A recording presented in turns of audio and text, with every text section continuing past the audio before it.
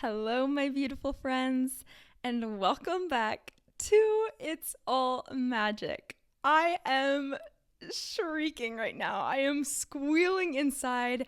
I barely even know how to get actual real English words out of my mouth and into this microphone. I'm so excited to be here, and I really mean it.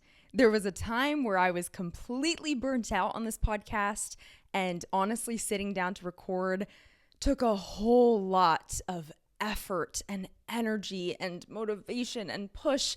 But right now, I am filled to the brim with excitement to share everything I have in store for you today. And I feel like I've had a sufficient break. I mean, it has been almost a year. I believe the last time I recorded was May of 2024, and it is currently April of 2025. So 11 months, not quite a year, my friends. Oh, where do I even begin? I suppose I used to start these things with a couple of deep breaths.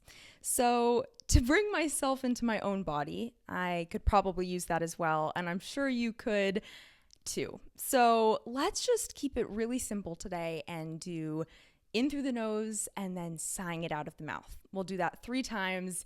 And then we'll get into the good stuff. How's that sound? Okay, I'm gonna go ahead and close my eyes. You can as well. If you're driving, please don't close your eyes. But if you can close your eyes, go for it. Go ahead and empty out from your previous breath here. And then inhale through the nose, filling up all the way. And open mouth, sigh it out. 2 more like that. Inhale through the nose. And sigh it out. Last one, the deepest yet. Inhale. And let it go.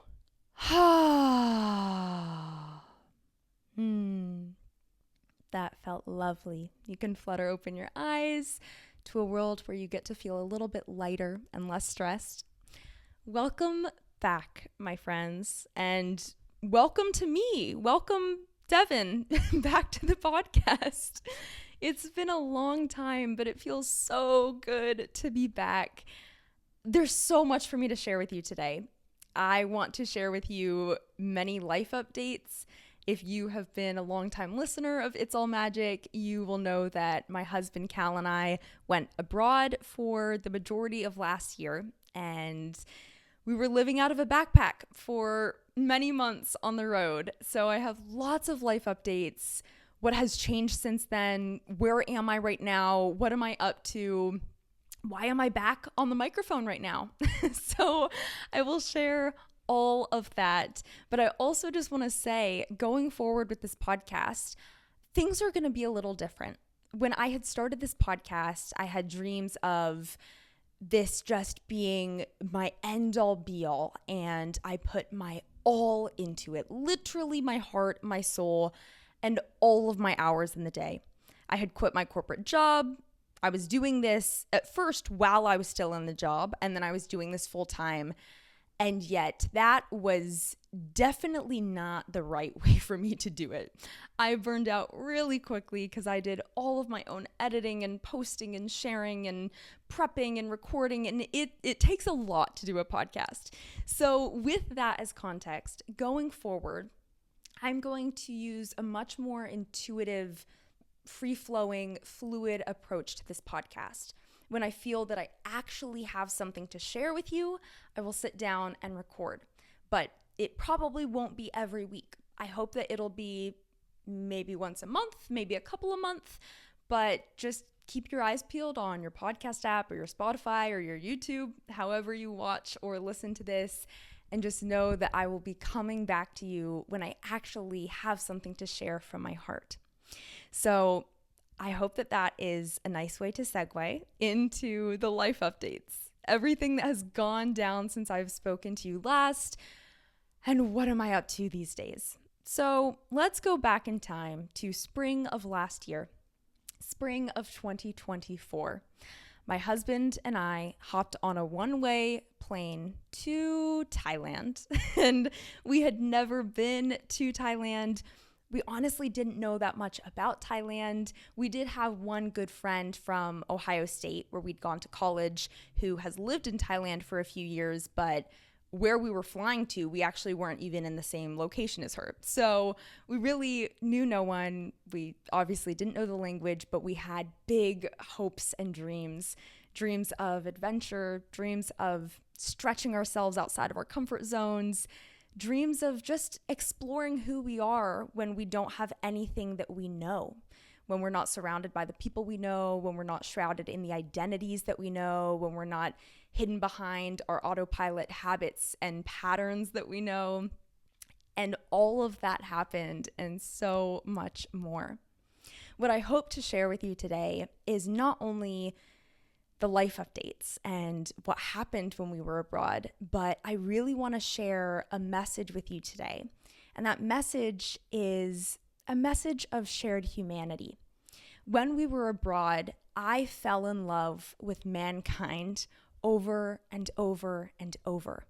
And whether we were in a poor rural village in Thailand or working out in a fitness class at a gym in southern Spain, I found time and time again that we humans are so much more similar than we are different.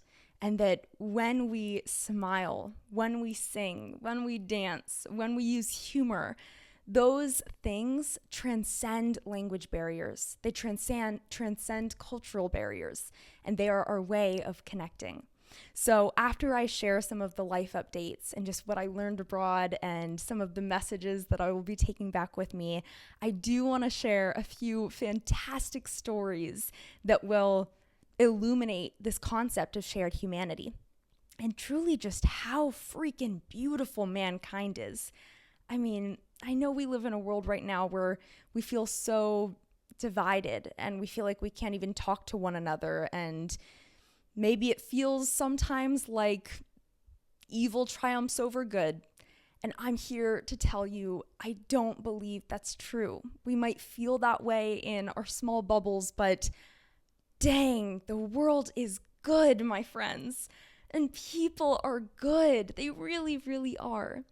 So with that being said, let's actually talk about our time abroad.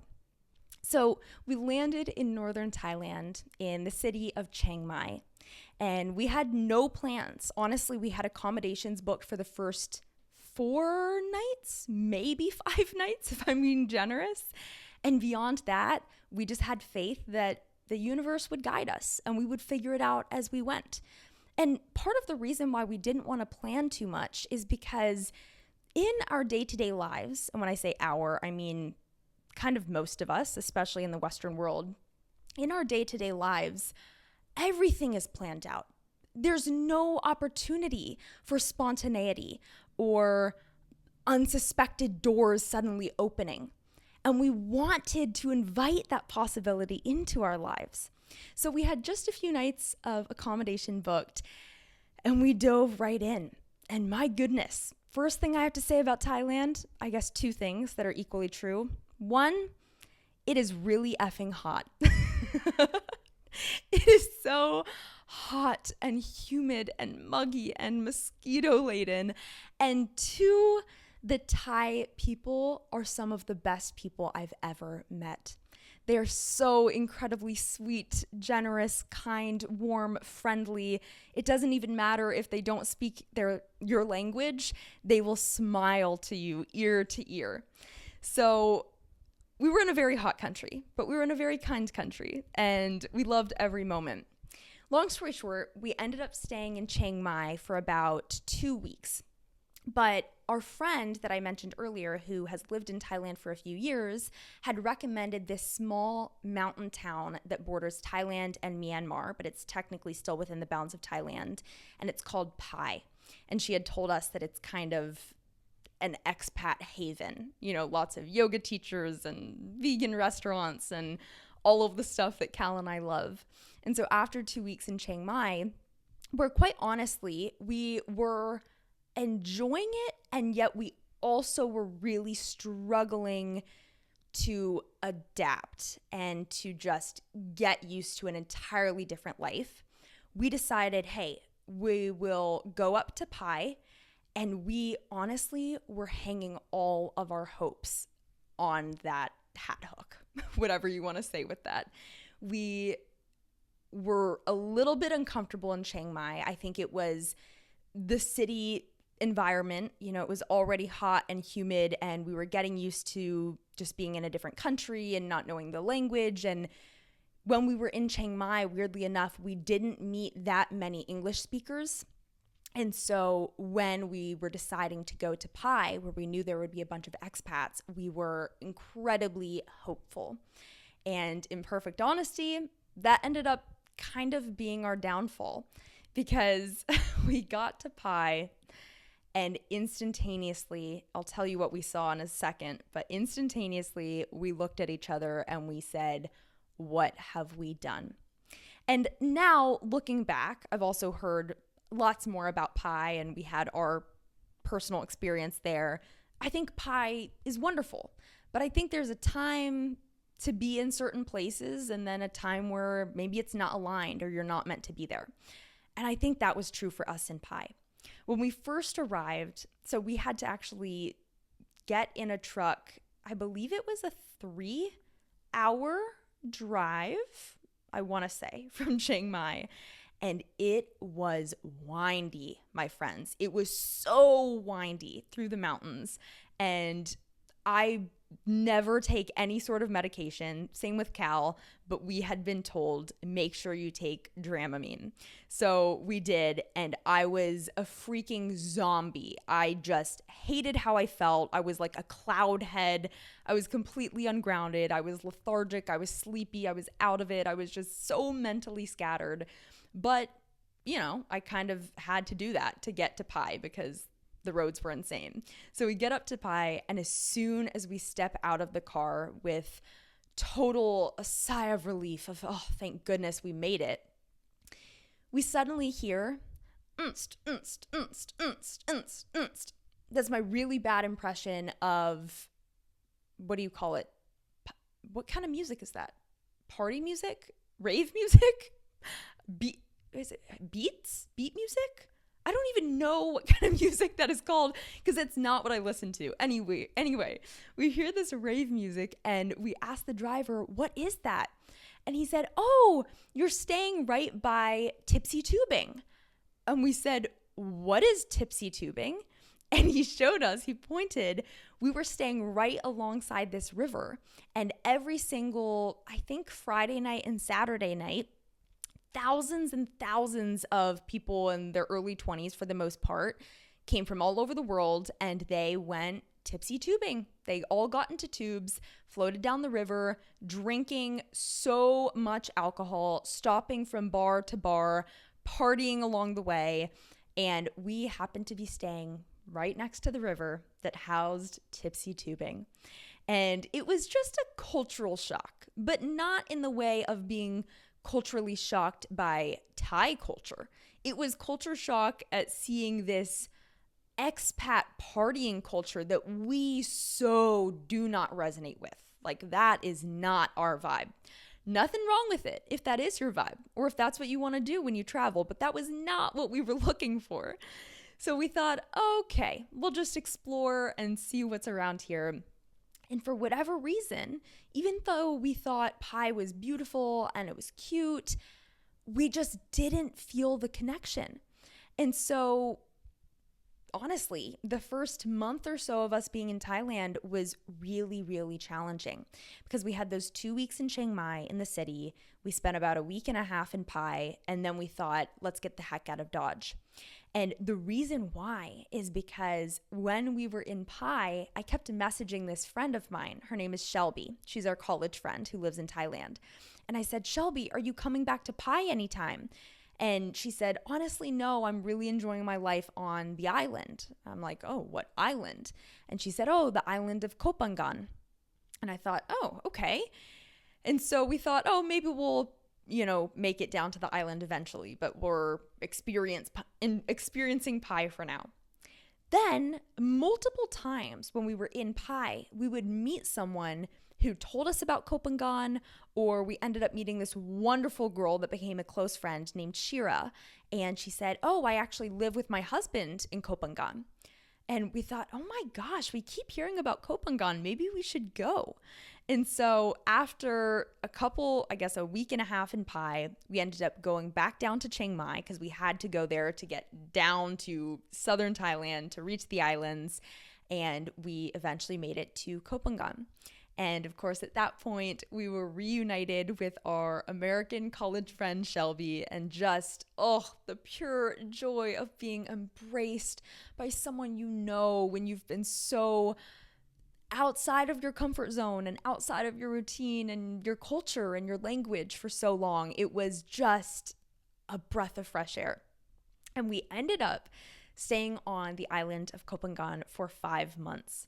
So we were in Thailand for, a little over 5 months. Oh no, we were on the island for 4 months, and then we had that month before that was in the north, in the mountains and everything. So we ended up staying in Thailand for 5 incredible months, and Kopangan especially holds a very special place in our hearts. It was absolutely expat haven and expat heaven.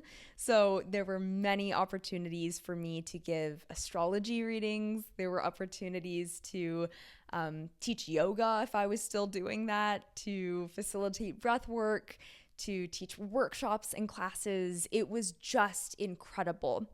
My favorite thing about it that I wish we could do in our communities in America, which we absolutely can. The community just has to kind of get their stuff together, is this. Every single morning, everyone who lives in Kopangan who signs up to get these daily messages on WhatsApp, we would wake up with a message that said exactly what was happening on Kopangan that day. And I mean every single event. And you could choose what you wanted to go to. So it might say 8:00 a.m., acro yoga at the shelter. I'm making that up. That's a fake yoga studio name. Then 9 a.m. would be, cacao ceremony with Reiki at the Haven. Then you would have ecstatic dance that night. You would have breathwork facilitation. You would have astrology classes. You would have really anything you can imagine that spans the health and wellness and spiritual spaces. They had events for everything.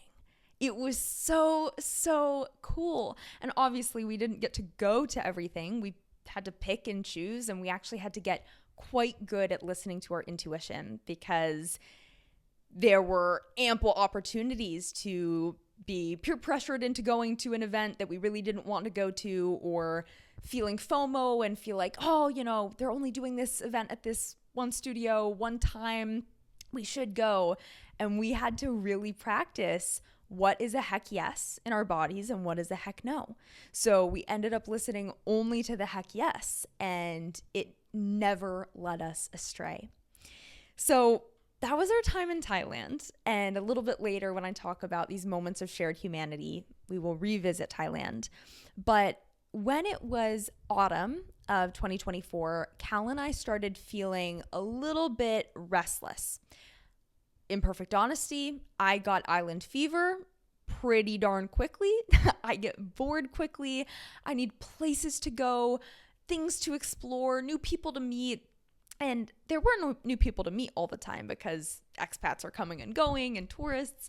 But I would often walk along the beach and honestly just think about, going out into the ocean. There was a point where I felt like I was just stuck on this island.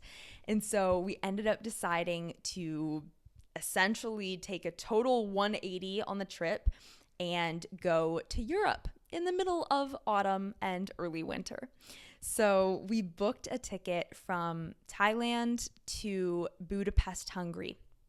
And that first day, so that was October, and we were cold. We had packed, of course, only Thailand outfits, so shorts and, crop tops for me and skirts and He had tank tops and all of that. And yet when we landed, I had one pair of leggings that I had worn on the planes, and I think he had one pair of some sort of comfortable pant that's almost like a legging, but male for males. So anyway, we were wearing that, and we had to instantly go thrift shopping in Budapest to find coats and more pants potentially and shirts. And so in Budapest, we ended up finding some clothes for Europe. Granted, we only had maybe one pair of jeans each. I had 2 long sleeves. I thrift shopped this great black, like, puffy coat for $20. It was fantastic. And we started our European adventure. We ended up being in Europe for 2 months. We were in Budapest. Then we went to stay with and visit some friends that we had met in Thailand who are Austrian and live in Graz, Austria. So we stayed there for a while, which was great.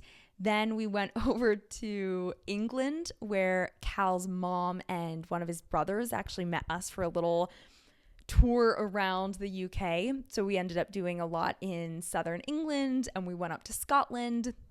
And then after that, Cal and I hopped over to Spain, where my mom and my aunt, who is my mom's identical twin sister, came to meet us for a trip. So we essentially did a tour around Spain, and then they left, and Cal and I didn't have any plans, except we knew we would be going back to the US about a month later around the holidays in December, but we still had a month to spare. And when we had been on our little Spain tour with my mom and my aunt, Cal had told me that he really wanted to find a classical guitar master that he could learn from when my mom and my aunt left.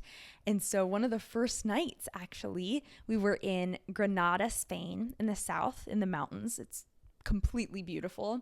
And he had actually found, maybe on Facebook, this old poster of this classical guitarist who played at this restaurant on weekend evenings. And so he ended up messaging the guitarist just to say, hey, I want to make sure that this event is still happening.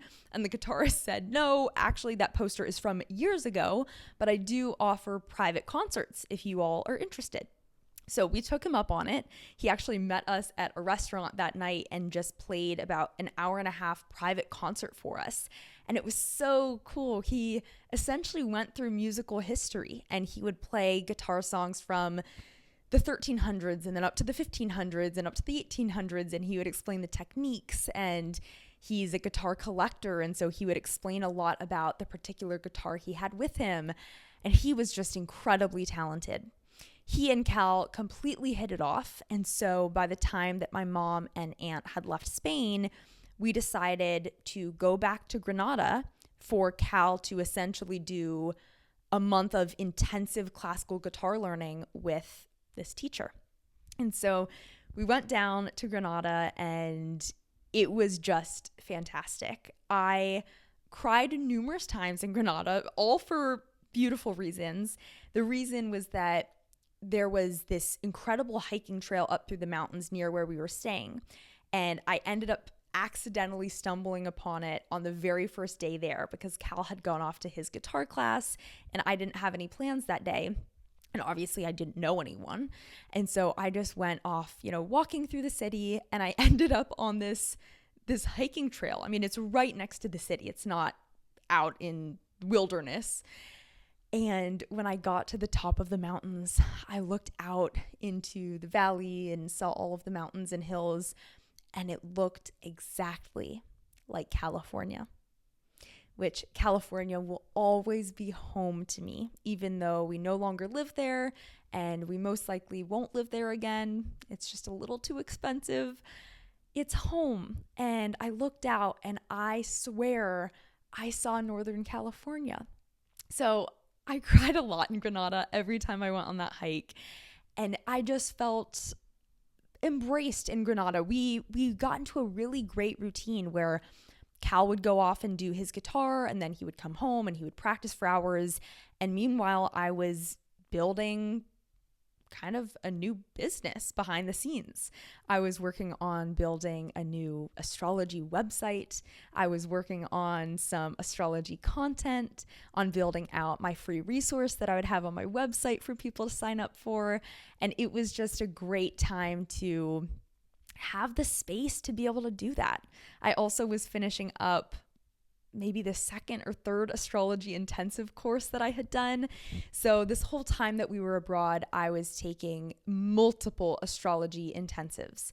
And so in case I haven't said it at this point yet, I suppose I should have said this at the beginning, but I am now officially a professional astrologer.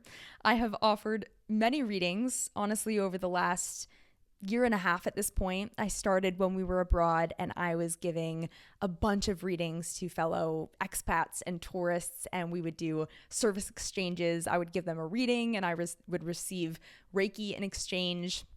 And I just learned through experience and these many intensives and reading a lot of books, and I love every bit of it.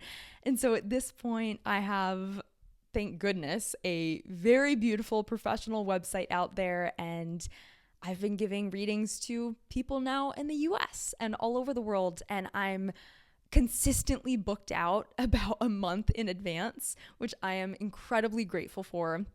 As I said, I'm loving every moment, and I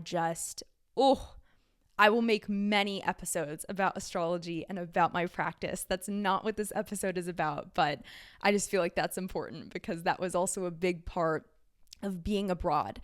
That a lot of my time, even when we were living on the island in Thailand, I spent a lot of hours doing astrology courses, studying, so intensely, taking notes, giving astrology readings.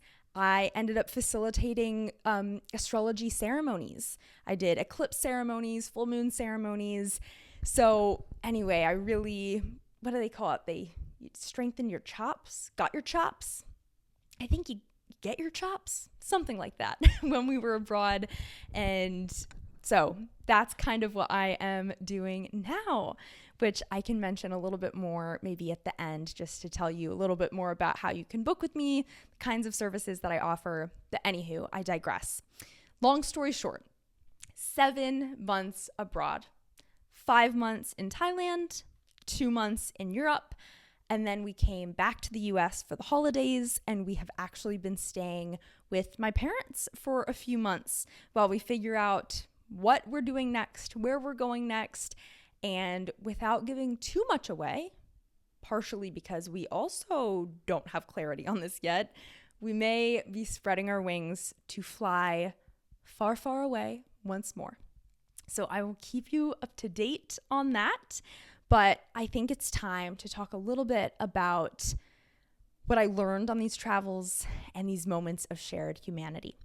So the first thing that I want to talk about is that travel really shows you what is universal and what is simply yours. I mention this because for all of us, when we grow up within the culture of a family, within the culture of a community, within the culture of a society, a country, a state, we end up picking up the opinions and beliefs and lifestyles and ways of being of the people around us. Of course, we know this, obviously. That's how you become a human. That's how you go from baby to adult.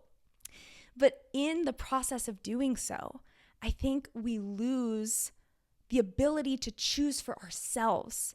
What do we want to believe? How do we want to act? What do we want to value? What do we want to prioritize? And when you go abroad, and you are completely stripped of your titles, your identities, your habits, your clothes, your work, your whatever it may be, you pare it back down to, well, who am I really? What do I actually value? What do I actually believe? And how do I want to be in this world? Because when we were abroad, one of my favorite things was how frequently I realized that something that I had grown up believing or seeing role modeled, whether it was in my own family or just even in America, I realized, oh, that's not universal. That's simply mine. And it was such a relief. It was liberating to be able to see that something, whether it be positive or more damaging, was not universal. And I could choose if I wanted to keep it or not. So I'll give you a really small, funny example. This one isn't great in terms of just individuals, but it shows the difference in culture. So in America, stores have business hours, right? So you might go on to Google or just, Facebook or whatever, and you can see that a store's hours are, Monday through Friday, 9 to 5, Saturday and Sunday, 9 to 6, whatever it may be. And then you trust that those business hours are correct, unless maybe it's a holiday, maybe it's Memorial Day or Labor Day or July 4th. Oh, in Thailand, it's different, my friends. First of all, they basically don't have business hours. Sometimes they do, but the number of times that we would go to a restaurant that said that they would be open, maybe we had even gone multiple times and we knew what their hours were, and they would just randomly be closed.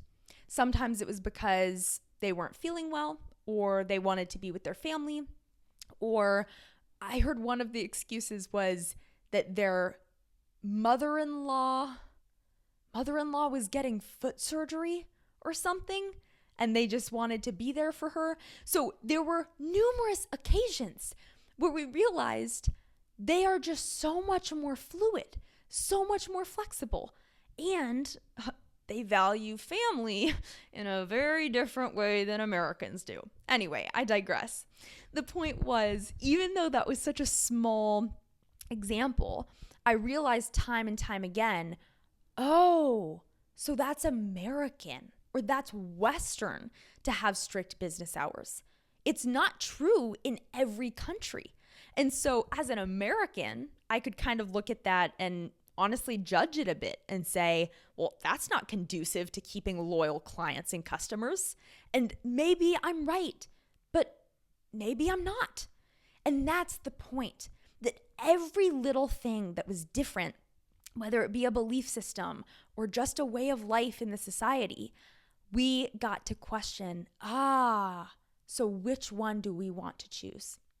So I thought that was incredible for us. And we grew so much as people, just having to constantly ask, okay, so I'm not on autopilot right now because I'm in a different land. I'm surrounded by a different language. I'm in a different culture. What is mine? What is universal? And what do I want? Now, I also want to talk about how when you are abroad, everything is heightened. All of the emotions, all of the learning, the self-improvement, the challenges, the joys, and everything in between is massively heightened. So I want to give you a couple of examples of how this was challenging and was honestly really conducive to growth, and other times when it was just pure bliss. So a couple of the challenging times. One was when we were in Thailand, maybe a couple months in, and I got a really, really bad stomach bug. And I was sick all day. I mean, throwing up, going to the toilet. I just felt awful. I was nauseous. I had a stomach ache. And of course, there was Cal there, but I didn't have my family. I didn't really have my friends. It was me. I was alone in a foreign country. And so it was in those moments that I really missed home. And I missed my mom and my dad and my sister and my friends and my people and all of the things that keep us feeling safe. Now, the same is also true when maybe a month or two later, my childhood cat back in America, who's 19 and a half, died. And I didn't get to be here with my family. And I didn't get to say goodbye to her one last time. So it was those moments that were incredibly challenging. But then there were also these, beautiful, beautiful joys. For example, I talked about how about a month into our time in Thailand, we finally made it down to the island of Kopangan, where our college friend Shelby was living. And when we got off that ferry and we saw her, oh, I'm picturing it right now. I'm closing my eyes. We saw her sitting on her motorbike with her headscarf flowing in the wind. She's just such a beautiful hippie. And we came down off of the ferry and I ran over to her, ran into her arms, and just the pure joy and bliss of being embraced by someone you know, by someone who speaks your language, by someone who knows you. It was out of this world, you guys. It was so beautiful. It could make me cry just thinking about it, because as I've alluded to, the first month in Thailand, we were a little bit lonely. We were struggling with the transition. We were trying to figure out exactly what our place in Thailand was, because it wasn't Chiang Mai long-term, it wasn't Pai long-term, and it wasn't until we made it to Kopangan that we felt like, this is where we belong here. So when I got to be embraced by a friend from my home country, that was pure joy and bliss. Now, another example of pure bliss was learning to ride a motorbike when we were in Pai. Now, in Thailand and in most of Southeast Asia, people don't really drive cars that much. It's incredibly rare. Everyone drives motorbikes. And I was really, really nervous to drive one. I was never that person that wanted to ride a motorcycle. I'm not that into just adrenaline junkie stuff. I've gone skydiving, but I digress. And so I was super nervous. I'm an incredibly cautious driver. And when we got to Pai, we found that they had these motorbike classes. And I asked Cal if we could, do them. And he said, of course. And so we ended up learning how to ride our motorbikes together. And the first day that we went outside of the parking lot where we were learning how to ride the motorbikes, we were driving through this long road surrounded by, all of the trees, the jungle of Thailand. And that was pure freedom. I just mentioned that I've gone skydiving, and the feeling of riding a motorbike that I had, pushed myself to learn how to ride. I was super nervous, but I could do it. And then just driving down that road surrounded by these Thai jungles, it was just, out of this world. I could have just flown away in bliss. So the point is, everything is heightened. The pride, the joys, the heartache, the homesickness. And I also think a reason that we choose to incarnate into this world is to experience the fullness of the human experience, to experience the lowest lows and the highest highs. And I'm not someone who ever wants to live on autopilot. I never want to do things just because it's, the way we've always done it or the way that I was taught to do it. I want to question everything. I want to consciously choose who I become, what I do, where I live, how I do it. And to also experience the highest highs, the lowest lows. I want it all. I don't want an autopilot life. When was the last time that you actually asked yourself why you do something? Whether it's a job that you've been in for 10 years. Why do you do that? Could you get those benefits somewhere else where you might be happier? Whatever it is that you do, it doesn't even have to be career, but why do you choose the exercise routine you do? Is it just because it's what you're used to and honestly it's not challenging you anymore? So ask yourself why, and ask what is universal and what is not, because chances are most things that we do or that we believe or that we choose to be, they're not universal. They're just ours. They're just what we've been taught. They're just what we've adopted on autopilot. So let this be your reminder to think a little bit and ask yourself why. Now, I want to talk about a few stories of shared humanity because I think we could all use these reminders in this politically divided world right now. So one of my favorites is that when we were in Chiang Mai, those first couple of weeks in Thailand, I mentioned that Cal and I were super lonely. We were wondering, what have we done? This is not it. This is not our place. Did we choose the wrong country? Like, what is going on? And one night we went to this vegan restaurant and we had this adorable, bright, bubbly, college-aged waiter come over to us. And after we had introduced ourselves and just said, "Oh, hi, we're just traveling, how are you?" He went away and Cal and I looked at each other and said, "Huh, could he be a tour guide for us? Could he show us around?" We were so desperate, and this was one of the first people we had met who spoke really good English. We were surprised at how hard it was to find in Chiang Mai, which is odd because I know that there are plenty of Western expats in Chiang Mai, but for whatever reason, when we were there, we could not find good English. And so we were struggling to connect with people on a deep level. So when he had come over and he spoke great English because he was going to a university and he was well educated, we thought, okay, we got to snag him. So he came back and we essentially asked him, "How would you feel about being our tour guide?"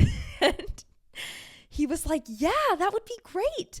And so I believe the next day or maybe the day after that, he ended up taking us on this incredible hike that only the locals know about because he took us on kind of this back trail that went up to this temple, and we got to meet a monk and play these Thai divination games that they have at the temples. And it was truly incredible. And it had all happened out of this desperation for connection and this impulsive decision to ask him to be our tour guide. And in those moments when we were hiking and he was telling us about how he's actually from Myanmar, from Burma, but he had to leave the country because there's a lot of political unrest there right now, but his mom is still back in Myanmar. And he was telling us just about his connection with his mom, and it reminded me so much about my relationship with my mom. And so it was one of those moments of, wow, we're really not that different after all. Here was a guy from a very different socioeconomic status and a different part of the world and different opportunities and potentials, and yet he spoke about his mom in the same way that I speak about my mom. And he was homesick for his home and his mom and his mama's cooking in the same way that I was homesick for my home and my mom and my mama's cooking. So that was a really beautiful moment. Then when we were in Pai a couple of weeks later, Cal and I were on a walk through these streets kind of surrounded by fields. And over one of the fields, we saw these two old Thai men sitting down with music stands, playing guitar and singing American songs. They were singing Beatles songs, they were singing Hallelujah, and Cal, who I've mentioned is a guitar player, thought, "Oh my gosh, I got to go play with them." So we went over to these two old Thai men who clearly did not know any English. They could not really communicate with us, but Cal kind of motioned with his hands and was saying, "Oh, I play guitar, I play guitar." And so one of the guys stood up and handed Cal his guitar, and Cal sat down in front of the music stand and they flipped to one of their American songs, and the old men started singing with Cal. And it was so cute because I'm telling you, they did not know English. I doubt they even understood what the songs were saying, but they knew all of the iconic songs. They knew Here Comes the Sun and Hallelujah and all of them. And so it was just such a sweet moment that in the middle of this rural village bordering Thailand and Myanmar, with these two old Thai guys that do not speak our language, and yet they know our music. And so it was just the lesson of music connects people. A few weeks after that, Cal and I were actually at this notebook binding workshop back in Chiang Mai, and the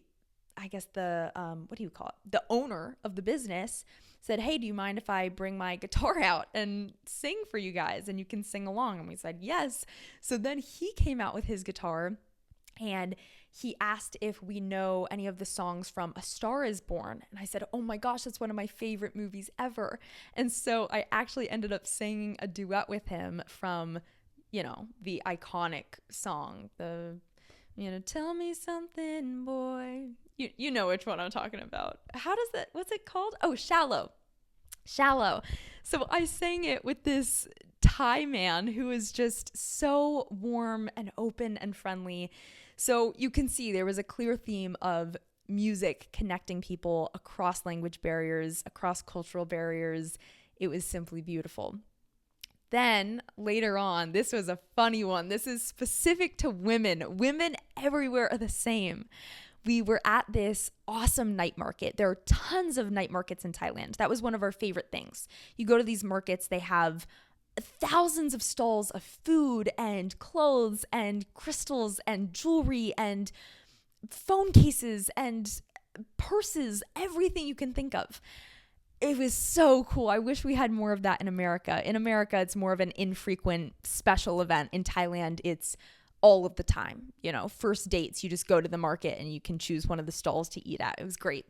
But we were at one of these markets and I ended up trying on this really cool headscarf thing. It's very Thailand. And by very Thailand, I mean very expat in Thailand. And I was choosing between these two colors, but I could not make up my mind. And Cal, while he's incredibly sweet, often isn't that helpful in these kinds of situations because he's very indecisive as well.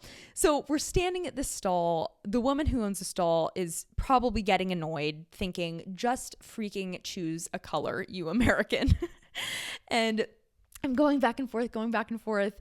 And these two women come over, and they're clearly from two different countries. I think one was Russian, one was, I don't know where the other was from, maybe Poland or something. And they came over and they gave me a clear answer. They were like, oh, girl, you do the cream colored one. The cream one brings out your eyes. And they're explaining. And Cal and I are looking at each other like, oh, we don't know these women. And they're giving me an opinion. Thank goodness. I needed a freaking opinion from someone. And so I feel like that is so universal with women, that they will step in, they'll give their opinion, they'll say, oh my gosh, that is beautiful. That's not good on you. That part's not flattering. This brings out your eyes. This, makes you look bland. So I ended up going with their choice, which I was very happy with. And I just felt like, I could be back in America with these women. These women are just women. So that was a really, really funny experience. Then I want to talk about two quick experiences that I had when we were in Granada, Spain. And the very first day, I found a gym that was maybe a 5-minute walk from where we were living. And it was awesome. And I went every single morning, as I do. I'm a total workout girl. And I ended up going to these classes that they had every day. Now, keep in mind, the classes were in Spanish. I was the only non-Spanish person in the class or at the gym. It was just a small gym in Granada, Spain, a not very touristy gym. And yet I do know a little bit of Spanish. I actually took 8 years of Spanish when I was younger through high school and college. So I am since pretty rusty because it's been a while, but I do speak Spanish. And so it's so funny. So I was in one of the classes. Oh, I loved the Monday and Tuesday classes. So this is important. So I was in the Monday class, which was taught by this guy who is the owner of the gym. And then the Tuesday class was taught by this woman, this female instructor. So we're in the Monday class one week and it was freaking hard. It was so hard. And at one point, we're maybe at the 45-minute mark of the hour class. We're still in a plank after a long time in plank. And one of the women just drops out of the plank and starts walking away. And kind of in a sarcastic tone, she's like, I just have something, but honestly, I just can't do any more today. Like, thank you, gracias. And the woman next to me who's in plank, and I had gotten to know her, this amazing Moroccan Spanish woman, said in Spanish, of course, to that woman, oh, don't worry, Tuesday's classes are always way better. We prefer that instructor. And everyone, including the male instructor, started cracking up. I started laughing so hard. It was like, I can't believe she just said that. And she was half joking, but I think she meant it. And as soon as I started laughing, she looked over at me and she said, "Entendiste?" Which means, "You understood?" And I said, "Sí." And then she joined in with the laughter. And it was just such a funny moment of, I feel like that shared humanity. It's just, humor is humor. It doesn't matter what language you're speaking in or where you are. Humor connects people. And then the same thing happened in another class where we were doing squats. And this was in one of the Tuesday classes taught by the female instructor. We're doing squats with this barbell on our backs. We're huffing and puffing. We've done, honestly, at least 100 squats at this point. And the instructor walks out for a minute and says, "Keep going. I'll be right back." And when she comes back in, maybe like 5 seconds later, she asks, of course, in Spanish, "How many more do we have left?" Because we had been counting to a certain number. And every woman in the class said at the same time, "Cero," which means 0 in Spanish. And we all started laughing. And of course, the instructor gave us that look like, yeah, right. So there were so many moments of humor. And I'm sure there would have been moments of humor in Thailand as well. I just don't understand Thai. But because I could understand this foreign language in this foreign country, I could better connect with these people. So I guess the point is, there are so many things that connect us across barriers, whether it's humor. In those cases, I needed to understand the language. But then you also have music. You have dancing. We did a lot of dancing in Thailand with people from all over the world. And it doesn't matter if you don't speak the same language because the body speaks for itself. So music and dance and smiles. They call Thailand the land of smiles because the Thais are so smiley. They're so kind and warm and friendly. So there's so many ways in which we are far more similar than we are different. And I just wanted to share this message with you because I feel that because I had this opportunity to go abroad and experience one of the coolest things in the world, I just wanted to bring it back and share the beauty and the bliss with you. And one last thing that I wanted to say is that a few weeks ago, so of course I've now been in the US for a few months, but a few weeks ago, I was looking back through my photos back into my high school days. I was looking for something specifically. I forget what it was. And I saw a picture I had taken of a high school project of mine from maybe my sophomore year of high school. So let's say I was 14 or 15. And I wrote down what I had on my project. In the back of the project, I had an About Me section. And this is part of what it said. "I am a spunky and unique girl who tries to steer away from the world's norms. I hope to travel the world throughout my life and learn about each place that I go to. I love knowing that there's such a beautiful and welcoming world around us." I wanted to leave you with that to say, first of all, I haven't changed at all. And second of all, reading that, I know that my younger self would be incredibly proud of me because I am still steering away from the world's norms. I am exploring the world and learning about each place that I go to, and I still feel honored and blessed to live in a world that is so vast and beautiful. So I wanted to encourage you and ask you, are you making your younger self proud? What would make your younger self proud? What have you forgotten about that was important to you when you were a child? What did you hope of doing? What were your dreams? Have you reached any of them? Did you give up on any of them? Do you have any regrets about that? So I just want to encourage you through today's episode to do two things.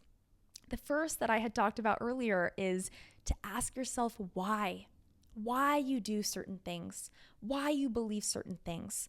And do any of those beliefs or ways of being hold you back or keep you small or keep you miserable?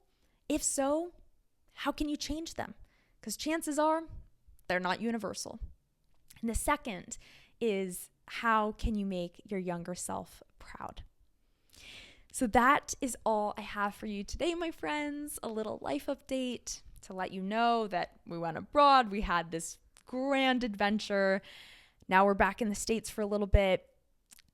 TBD, to be decided on what the next steps are.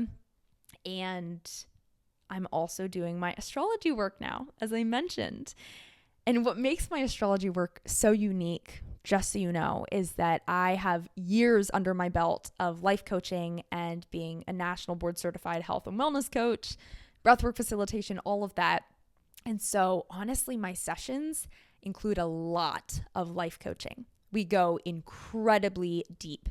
And even though I love all things woo-woo, I never let my clients leave without practical next steps. I like to say that I help to remind them who they came here to be before the world told them who they should be. And then I also help them become that person again, if they've forgotten what that person was like or how they can be that person. So I hope I reminded you in some ways today of maybe who you really wanted to be when you were a kid. And maybe I urged you to get back to that. So that's what I have for you today. If you want to check out just what I'm up to, my services, definitely check out my new website at devinrochelle.com.